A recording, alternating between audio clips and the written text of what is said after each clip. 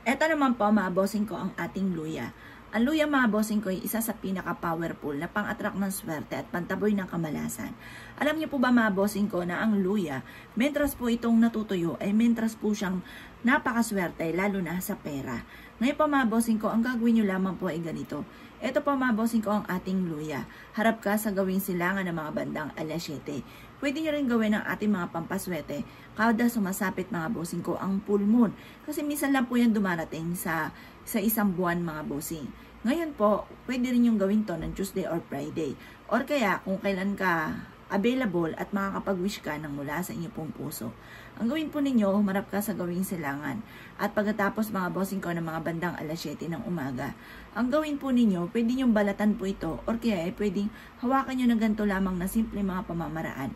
Upang sa ganon kayo po mga bossing ko ay kapag kasi mga simple at hindi masyado komplikado yung mga ginagawa ninyong pampaswerte at nakakapag-focus ka, mas mabilis po ang talab.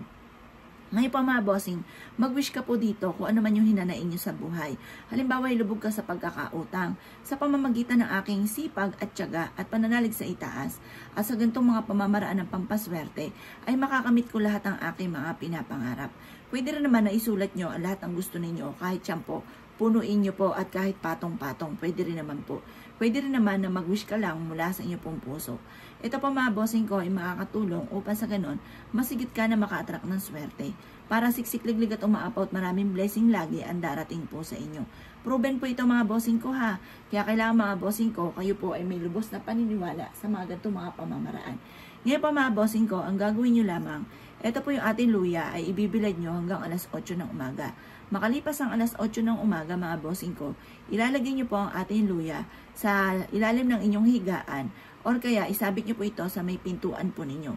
Magdudulot po ito ng swerte. Ngayon pa mga bossing ko, ito po ay mabisa ring pantaboy ng mga kamalasan. Pangontra rin po ito sa mga toxic sa buhay natin, kagaya ng mga taong chismosa, pakalimera at inggitera, at sa mga taong may masamang intention po sa inyo mga boss.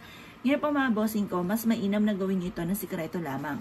Kasi once na may nakakaalam mga bossing ko, pumukontra po mga bossing ko ang mga nakakaalam at maaaring napapangunahan ka agad ng inggit at sinasabi na baka ikaw ay yumaman or maaaring ikaw ay swertihin. Kaya mas mainam mga bossing ko na wala na kahit sino man ang nakakaalam. Kung ikaw'y naniniwala sa mga ganitong mga pamamaraan, ay mainam na subukan nyo po ito. Magmumula sa puso ang inyo pong mga kahilingan. Kung ikaw ay isa sa mga naniniwala at na magiging matagumpay ka, huwag ka na magpatumpik-tumpik pa, subukan nyo po ito, proven po ito na napakaswerte. Ngayon pa mga bossing ko, gawin nyo po ito mula sa puso ang pag-wish at maniwala ka na makakamtan nyo ang lahat ng inyo pong mga pinapangarap.